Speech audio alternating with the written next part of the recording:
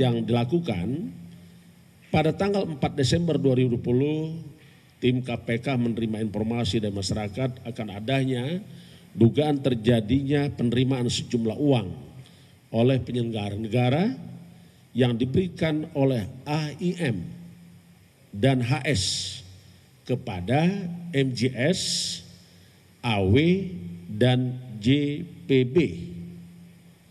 Sedangkan khusus untuk JPB, pemberian uangnya melalui MJS dan SN. Penyerahan uang dilakukan pada hari Sabtu tanggal 5 Desember 2020 sekitar jam 02.00 di salah satu tempat di Jakarta. Uang sebelumnya telah disiapkan oleh AIM dan HS di salah satu apartemen di Jakarta dan di Bandung, yang disimpan di dalam 7 koper, 3 tas ransel, dan amplop yang jumlahnya kurang lebih 14,5 miliar. Selanjutnya tim KPK mengamankan saudara MJS, SN, dan pihak-pihak lain di berbagai tempat di Jakarta, dan selanjutnya para pihak diamankan beserta barang bukti uang sejumlah 14,5 miliar dibawa ke KPK untuk kepentingan pemeriksaan lebih intensif. Dari hasil tangkap tangan ditemukan uang dengan berbagai pecahan, uang rupiah, uang dolar Singapura, dan uang dolar Amerika, yang masing-masing 11,9 miliar rupiah, 171.085 dolar Amerika atau setara 2,4 miliar, dan Singapura dolar sejumlah 23.000 atau setara dengan 243 juta. Adapun konstruksi perkara sebagai berikut. Diawali adanya pengadaan barang,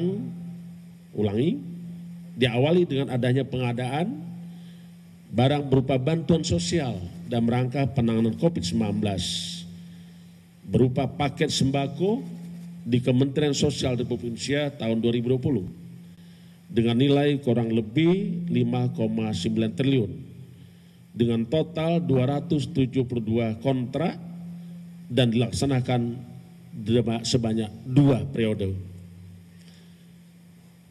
Saudara JPB selaku Menteri Sosial menunjuk MJS dan AW sebagai PPK dalam pelaksanaan proyek tersebut dengan cara penunjukan langsung para rekanan, dan diduga disepakati ditetapkan adanya fee dari tiap-tiap paket pekerjaan yang harus disetorkan pada para rekanan kepada Kementerian Sosial melalui MJS.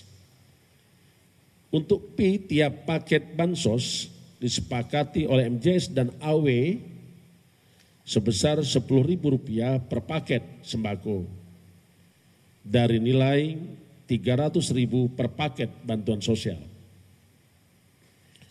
Selanjutnya MJS dan AW pada bulan Mei sampai dengan November 2020 dibuatkan kontrak pekerjaan dengan beberapa supplier sebagai rekanan, diantaranya AIM, HS, dan juga PT RPI yang diduga milik MJS. Penunjukan PT RPI sebagai salah satu rekanan tersebut diduga diketahui oleh saudara JPB dan diketahui juga dilakukan oleh AW. Pada pelaksanaan paket bansos sembako periode pertama diduga diterima P kurang lebih sebesar 12 miliar yang pembagiannya diberikan secara tunai oleh MJS kepada JPB melalui AW dengan nilai sekitar 8,2 miliar. Pemberian uang tersebut selanjutnya dikelola oleh Eka dan SN selaku orang kepercayaan saudara JPB untuk digunakan membayar berbagai kebutuhan pribadi saudara JPB. Untuk periode kedua, pelaksanaan paket bansos sembako terkumpul uang Pi dari bulan Oktober 2020 sampai dengan Desember 2020 sejumlah 8,8 miliar yang juga diduga dipergunakan untuk keperluan saudara JPB.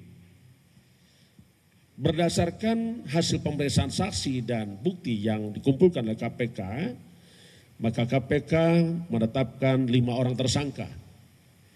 Yang pertama sebagai pemberi sebagai penerima yaitu saudara JPB. 2 saudara MJS dan 3 adalah saudara AW.